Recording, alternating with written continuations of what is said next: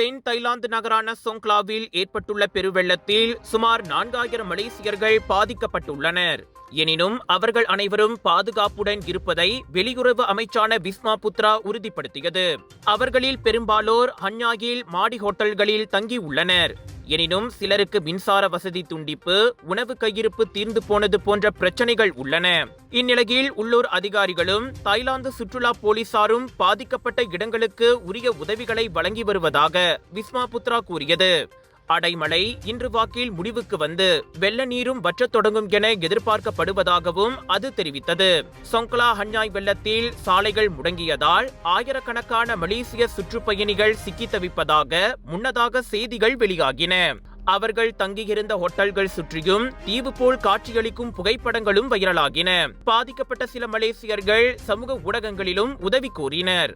அத்தியாவசிய பொருட்கள் குறைவால் குடும்பங்கள் அவதியுற்ற நிலையில் அவர்களுக்கு உணவுப் பொருட்களை விநியோகிப்பதிலும் மீட்பு படகுகளை அனுப்பி பாதுகாப்பான இடங்களுக்கு மாற்றுவதிலும் அதிகாரிகள் மும்முரம் காட்டி வருகின்றனர்.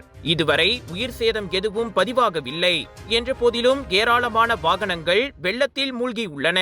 இந்நிலையில் தற்போதைக்கு தென் தாய்லாந்துக்கான பயணங்களை ஒத்திவைக்குமாறு மலேசியர்களுக்கு அறிவுறுத்தப்பட்டுள்ளது.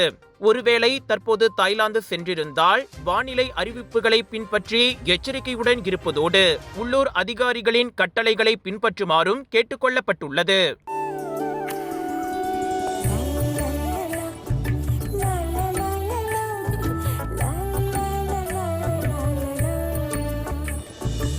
எல்லார் நம்பிக்கையும் நிறைவேறணுங்கிறது தான் ஏன் பிரார்த்தனை. Z Black 3-in-1 ஊதுபத்தி, அசல் 3-in-1 ஊதுபத்தி. பிரார்த்தனை கைகூடும்.